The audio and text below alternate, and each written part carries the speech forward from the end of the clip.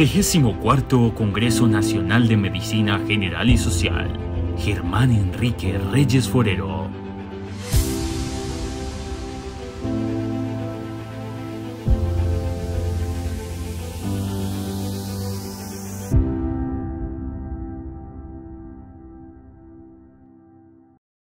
Medellín, jueves 24 de noviembre de 2022. Buenas tardes. De nuevo, bienvenidos al 34º Congreso Nacional de Medicina General y Social Díaz Medias Antioquia, evento que cuenta con el respaldo académico de las siguientes instituciones: Facultad de Medicina, Universidad de Antioquia; Escuela de Ciencias de la Salud, Universidad Pontificia Bolivariana; Facultad de Medicina, Universidad CES; Facultad de Medicina, Fundación Universitaria San Martín; Facultad de Medicina, Universidad Cooperativa de Colombia; Facultad de Ciencias de la Salud, Corporación Universitaria Remington; Programa de Medicina, Universidad EIA, Academia de Medicina de Medellín. Les recordamos que para efectos de la entrega digital de la certificación, cada uno de ustedes deberá registrar diariamente su asistencia haciendo clic en el enlace que ya está ubicado en el inicio de cada chat, tanto en YouTube como en Facebook, y llenar los datos que se les solicitan. El enlace será desactivado inmediatamente finalice la última conferencia del día. Cada día habrá un enlace diferente. La primera conferencia de hoy, jueves 24 de noviembre del año 2022, está a cargo de la doctora Ana María Guevara Zambrano, quien nos presentará el tema hemorragia uterina anormal. La doctora Ana María es médica y cirujana, egresada de la Universidad Pontificia Bolivariana, especialista en ginecobstetricia de la misma universidad, especialista en colposcopia y patología del tracto genital inferior del Instituto Nacional de Cancerología y de la Fundación Universitaria Ciencias de la Salud, FUCES. Actualmente labora en el Hospital Pablo Tobón Uribe y en la Clínica Universitaria Bolivariana. Es coordinadora y docente del 9º semestre de Medicina de la Universidad Pontificia Bolivariana. Hola, gracias por la invitación. El tema que vamos a desarrollar el día de hoy es hemorragia uterina anormal, pero para poder hablar de hemorragia uterina anormal debemos tener o conocer qué es la normalidad. Recordemos que para que las mujeres menstruemos necesitamos que funcione de forma correcta el eje hipotálamo, hipófisis, ovario. Recordemos que el hipotálamo libera una hormona que se llama GnRH. A su vez, esta GnRH estimula la glándula hipófisis a producir unas hormonas que se llaman LH-FSH. Estas hormonas estimulan al ovario a producir estrógenos y progesterona, y finalmente estas hormonas actuarían en donde, en la capa interna del útero, que se llama endometrio. Si nos vamos ya a nivel del endometrio, recordemos que el endometrio sufre una serie de cambios a nivel de todo el ciclo menstrual. Generalmente la primera etapa, que es la etapa que se denomina la etapa proliferativa, en la cual es responsable los estrógenos, hace que prolifere esta capa, y en la segunda etapa del ciclo menstrual, que se llama la fase secretora, es responsable la progesterona, y esto es muy importante tenerlo en cuenta. También debemos tener en cuenta que este endometrio a su vez consta de dos capas, una capa que es basal, que es la que siempre se va a mantener, y una capa funcional, que es la que va a sufrir los cambios en cada ciclo menstrual. Y el endometrio también tiene irrigación a través de diferentes arterias. Dentro de la normalidad de lo que es el ciclo menstrual, tenemos en cuenta que la menstruación puede durar desde 2 hasta 8 días. La frecuencia oscila desde 21 a 35 días. La pérdida se describe que puede ser desde 5 hasta 80 mililitros, y aquí debemos tener en cuenta que debemos interrogar a las pacientes cuando consulten por este motivo cuántas toallas o tapones utilizan en promedio, o ahora en la actualidad que están usando copa menstrual, cuántos cambios de copa menstrual están realizando. La normalidad es que se usen de 3 a 4 toallas o tampones moderadamente impregnados, y la copa menstrual que puedan realizar 1 o 2 cambios. Si se sale de este parámetro, debemos pensar que están perdiendo más de la cuenta. En cuanto a la terminología de la duración, se habla de que es prolongada, normal o corta. En cuanto a la frecuencia, que es normal, frecuente e infrecuente, que sea irregular o ausente, y recordemos que la regularidad la determina con la frecuencia que me está viniendo, digamos, la menstruación. Si ya sabemos qué es lo normal, ahora sí podemos empezar a hablar de lo anormal. Entonces se denomina una hemorragia uterina anormal a cualquier sangrado que difiere en la regularidad, la frecuencia, el volumen o la duración. Estos términos que están aquí en la parte inferior señalados o que estoy señalando son términos que se supone que deben estar en desuso para evitar, digamos, confundir con diferentes términos, pero en la realidad todos sabemos que aún los podemos continuar utilizando.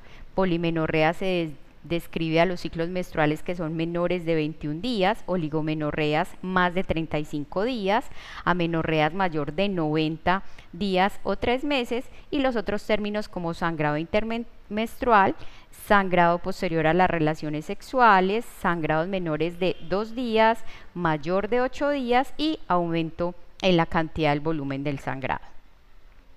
La hemorragia uterina anormal es uno de los motivos frecuentes de consulta ginecológica y a su vez es el responsable del 25% de todas las cirugías ginecológicas. Sangrado anormal repercute de forma importante en la vida, digamos, o tiene repercusiones físicas, sociales y emocionales en la vida, pues, de todas las mujeres. Hay diversas clasificaciones para la hemorragia uterina anormal. Una de ellas es esta, que es la aguda y la crónica. La aguda quiere decir que es un episodio que requiere una intervención de forma inmediata para evitar una pérdida, pues, masiva de sangre o de la volemia. Y la crónica es aquel sangrado anormal que ha estado presente por un periodo de más de 6 meses. Otra de las clasificaciones es según la edad, ¿cierto? Y normalmente hay diferentes causas teniendo en cuenta la edad. Entonces, por ejemplo, en la prepubertad hay lesiones vulvovaginales, cuerpo extraños donde las niñas les encanta explorar su cuerpo. En las niñas que tienen pubertad precoz, que pubertad precoz se denomina cuando se empieza o presenta la menstruación antes de los 9 años. Uno de los tumores, o hay un tumor en la edad de las niñas prepúberes que debemos tener en cuenta. En la adolescencia, la parte de la ovulación, aquí recordemos que en los 2 a 3 años siguientes a la menarca o la primera menstruación son normales los ciclos que son irregulares. Desde que la niña ya presenta o la mujer presenta su menarca, recordemos que el embarazo es la primera causa de sangrados anormales y es lo primero que debemos descartar. Vienen las hormonas exógenas cuando empiezan a utilizar métodos hormonales, y los trastornos de la coagulación. Si nos vamos a la edad reproductiva, nuevamente empieza la parte de anovulación, el embarazo, hormonas exógenas, y ya vienen todas las alteraciones estructurales como miomas, pólipos y trastornos de la glándula tiroides.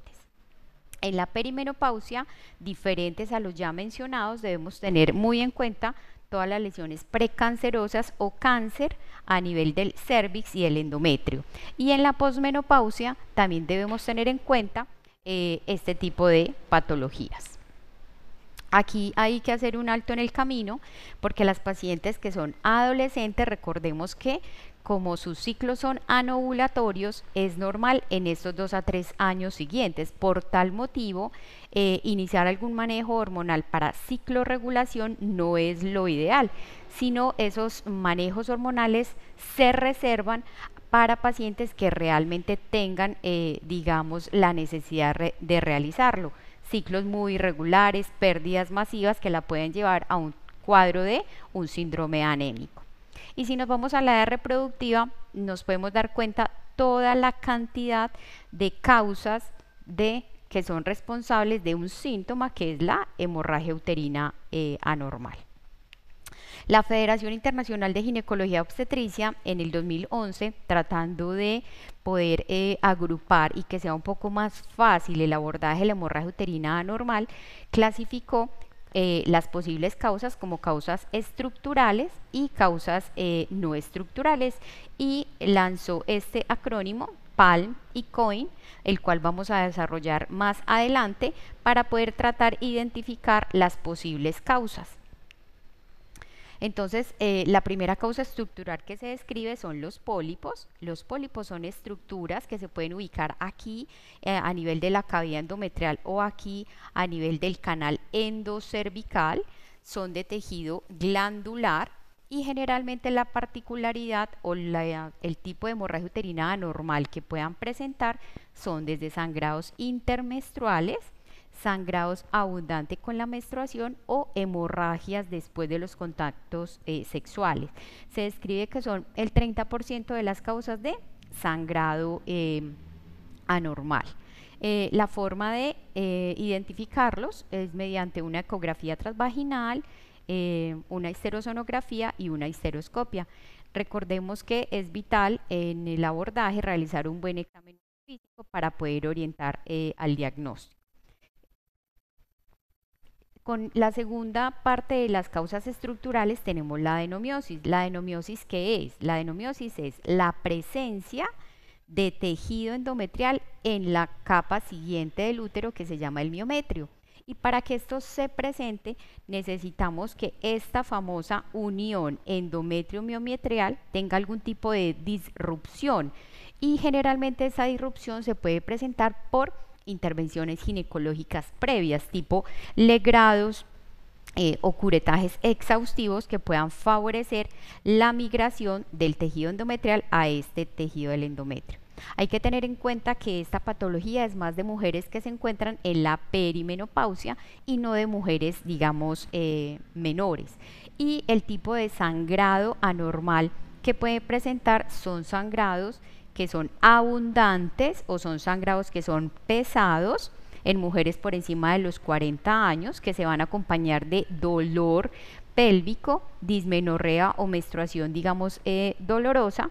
Los debemos sospechar, y el pilar del diagnóstico es la ecografía transvaginal. Estas son diferentes patrones ecográficos que se pueden encontrar en pacientes que cursan con una adenomiosis, y nosotros los debemos tener en cuenta para, digamos, poder interpretar correctamente. Debemos recordar que debemos ser personas muy críticas cuando nos llegan una ecografía transvaginal, porque no solo es leer el informe, sino analizar las imágenes para poder evaluar si lo que está escrito corresponde con la imagen que nos están reportando. La siguiente causa estructural serían los leiomiomas o los miomas uterinos o fibromas uterinos, como tienen diferentes, digamos, nombres.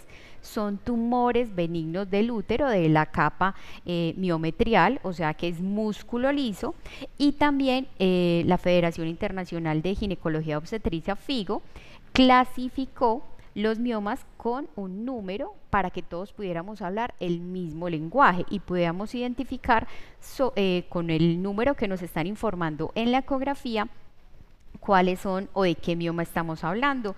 Entonces aquí tenemos la clasificación del mioma, digamos 0, que es totalmente submucoso, ¿cierto? Se proyecta la cavidad endometrial. El mioma tipo 1, que está, digamos, submucoso y tiene un componente intramiometrial. El 3 es miometrial pero está desplazando el endometrio. El cuarto es completamente intramiometrial. El 5 es miometrial más miometrial y tiene un componente subseroso. El 6 más componente subseroso que miometrial. El 7 es totalmente por fuera del perímetro subseroso, y el 8 son los miomas que se describen, digamos, parásitos. Los tipos de sangrado anormal que pueda generar los leiomiomas también depende de la localización de cada uno de estos, digamos, de estos miomas. Otros síntomas que nos pueden acompañar al sangrado anormal son infertilidad, dolor, aumento del tamaño, digamos, uterino, y también van a comprimir estructuras cercanas como es la vejiga y como es el recto. La malignidad es la cuarta causa del acrónico del PALM, Generalmente la malignidad no solo es referirnos a patología de la cavidad endometrial, ¿cierto? Sino tener en cuenta cáncer de cervix, cáncer de vagina y cáncer de vulva, así las presentaciones, digamos, no sean tan frecuentes como endometrio y, digamos, en cervix. Hay que recordar que está la parte de malignidad, el pico de cáncer de cervix, recordemos que es entre los 30 y 35 años y entre los 50 y los 55. A diferencia del adenocarcinoma de endometrio, generalmente es de mujeres que se encuentran en la posmenopausia. Aquí, perdón, es el sarcoma miometrial, generalmente son tumores del miometrio y generalmente son tumores que de una semana a otra cambian de forma abrupta las imágenes y el tamaño, y obviamente su manifestación va a ser el sangrado.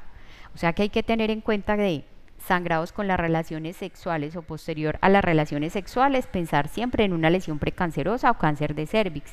Sangrados en la posmenopausia, siempre pensar en que la paciente no tenga o una hiperplasia endometrial o un adenocarcinoma. Si nos vamos ya para la parte de las causas no estructurales, tenemos lo que son las coagulopatías y generalmente es más frecuente en la parte de la adolescencia. Es aquí donde las pacientes debemos interrogarle si ellas cursan con sangrados prolongados cuando viene la menstruación, si al cepillarse sangran sus encías, si tienen equimosis de forma espontánea en su cuerpo, para poder, digamos, identificarlas. Otra de las causas que tenemos es la púrpura trombótica idiopática, el síndrome de plaquetas pegajosas, los déficits de las proteínas S, E y C, y generalmente en las pacientes que tengan insuficiencia hepática o cirrosis. Recordemos que las hormonas generalmente, así como la gran mayoría de los medicamentos, se metabolizan en el hígado. Digamos, las hormonas necesitamos o se necesita un adecuado funcionamiento del hígado para que no tengamos sangrados, digamos, anormales. Si sospechamos que alguna paciente tenga algún tipo de coagulopatía, recordamos que debemos tener o solicitar exámenes enfocados para esto. Aquí en coagulopatías también debemos tener en cuenta en mujeres que están tanto en edad reproductiva como en la parte de la adolescencia, los que cursan con leucemias o alteración de todas, digamos, las plaquetas. Es muy frecuente que lleguen las pacientes con trombocitopenias severas y una de sus manifestaciones sería los sangrados anormales, pero aquí, digamos, sería tratar de mejorar, digamos, la trombocitopenia, y obviamente desde el punto de vista ginecológico, pues se pueden controlar un poquito más esas pérdidas, pero hay que corregir, es la enfermedad de base. Nos vamos para la O, sería la disfunción ovárica. Aquí aplicaría a todas las pacientes que tengan, digamos, estropersistentes, o sea que tienen un déficit en la fase progestacional, y por eso las menstruaciones se tardan más de 35 días para venir. Aquí están las diferentes causas que lo pueden ocurrir: el síndrome de anovulación crónica, el síndrome ovario poliquístico, la hiperprolactinemia, el hipotiroidismo, son las principales causas de sangrados anormales, y por eso estos dos exámenes son básicos de entrada. Recordemos que la hiperprolactinemia y el hipotiroidismo, ¿dónde se van a producir? En la glándula hipófisis, donde también se produce la FSH y la LH. Cuando yo tengo hiperprolactinemia o hipotiroidismo, el cuerpo sensa como si tuviera buena producción de FSH y LH, y no es correcto. Entonces no hay producción de estrógenos y progesterona, y por ende no hay proliferación endometrial, y luego no hay descamación. La hiperplasia suprarrenal congénita en la edad adulta, son pacientes que empiezan con oligomenorreas o amenorreas, obviamente con unas características externas como aumento en el vello, aumento del tamaño, digamos, del clítoris. El tumor productor de andrógenos, recordemos los trastornos de alimentación, en la cual las pacientes con anorexia, bulimia, generalmente con la pérdida de peso masiva y la pérdida de grasa corporal tienen retrasos o no presentan, digamos, la parte de la menstruación. Hay un porcentaje mínimo de grasa que debemos tener las mujeres para poder menstruar, que es el 18 al 20%, y como los pacientes con anorexia y los deportistas de alto rendimiento, pues su cuerpo es puro tejido muscular, por eso a veces presentan estas irregularidades en el sangrado. A nivel endometrial hay otras causas, ¿cierto? Que básicamente son trastornos en el mecanismo, en la regulación local y en la reparación del endometrio. Por eso es importante conocer que la capa interna del útero, que se llama endometrio, tiene diferentes grosores o espesores dependiendo de la etapa del ciclo menstrual, y los debemos conocer para que no dejemos pasar ciertas patologías a este nivel. Iatrogénico, básicamente es por el uso de diferentes, digamos, medicamentos que se utilicen por X o Y enfermedades, entidades o patologías, o incluso por el uso de métodos hormonales que utilicemos para tratar diferentes patologías o métodos anticonceptivos. Entonces cada uno de ellos los debemos tener, por favor, en cuenta cuando estemos evaluando a estas pacientes. Y los no clasificados son aquellos que no están en ninguna de las causas anteriormente, digamos, mencionadas, y aquí se describe lo que se encuentran los pseudoaneurismas a nivel del endometrio, del miometrio, malformaciones arteriovenosas a nivel del miometrio, defectos de la cicatrización uterina en mujeres que son sometidas a procedimientos como una cesárea. Entonces en esta clasificación están agrupados todas estas entidades. Listo, si ya conocemos todas ese tipo de patologías, entonces ya viene la forma de realizar el adecuado diagnóstico. Recordemos, como todo en medicina, necesitamos una historia clínica de forma correcta, completa, ¿cierto? Y más en ginecología, en la cual no solo nos importan los antecedentes que preguntamos en las otras especialidades, sino que debemos hacer énfasis en los antecedentes ginecobstétricos. Edad de la menarca, cada cuánto le viene, edad de su primera relación sexual, cuántos compañeros sexuales ha tenido, si tiene vida sexual activa o no, si planifica y con qué y hace cuánto tiempo, si ha tenido embarazos o abortos, cuándo fue la fecha de la última menstruación, la última citología o test de PBH, que son las formas de realizar tamizaje para cáncer de cervix, y si se ha realizado obviamente la mamografía. Este interrogatorio no nos toma más de 5 minutos y de verdad que nos ayuda mucho para, digamos, evitar olvidos en el enfoque de las pacientes. Si ya hicimos un adecuado interrogatorio, hay que hacer un adecuado examen físico. Recordemos que realizar un tacto bimanual no solo es propiedad de los ginecólogos. Todos los médicos generales, los médicos de urgencias, de consulta externa, pueden realizar exploración bimanual para poder identificar alguna de las causas anteriormente mencionadas de hemorragia uterina anormal, y con mayor razón si la paciente consulta por esta molestia. Asimismo, como el tacto vaginal no es exclusivo de los ginecólogos, obviamente colocar un espéculo tampoco lo es, y ojalá debamos tener o tengamos el entrenamiento para poderlo realizar, ya que con la especuloscopia podemos darnos cuenta de patologías a nivel del canal vaginal, del cuello del útero, que no se nos pasen y que puedan requerir intervención de forma prioritaria. Debemos tener en cuenta que cuando estemos interrogando a la paciente, solo con verla ya podemos darnos cuenta si la paciente tiene sobrepeso, tiene obesidad, cómo es la piel, si tiene acné, aumento del vello corporal, distribución de la grasa, que nos puede hacer pensar en las causas, por ejemplo, de disfunción ovulatoria como causa de hemorragia uterina anormal. Si vamos a los paraclínicos, recordemos, como les mencioné, la primera causa de hemorragia uterina anormal en mujeres en edad reproductiva siempre va a ser el embarazo o sus complicaciones. En sus complicaciones debemos tener en cuenta lo que es el embarazo ectópico, la amenaza a aborto o un embarazo, pues en un aborto en curso. ¿Y por qué se debe solicitar la beta-HCG cuantitativa? Porque es la única forma que nos permite realizar un seguimiento adecuado. La prueba cualitativa no nos va a brindar, digamos, mayor información, y recordemos que tiene falsos positivos. Debemos solicitar un hemograma, pues si la paciente está sangrando debemos saber si tiene anemia o no, ¿cierto? Y qué tan severa. Como les mencioné, los trastornos de tiroides y prolactina son las principales causas de sangrados anormales. Debo tener una función renal adecuada, debo tener una función hepática adecuada, porque ya les mencioné que ahí es donde se metabolizan la mayoría de los medicamentos.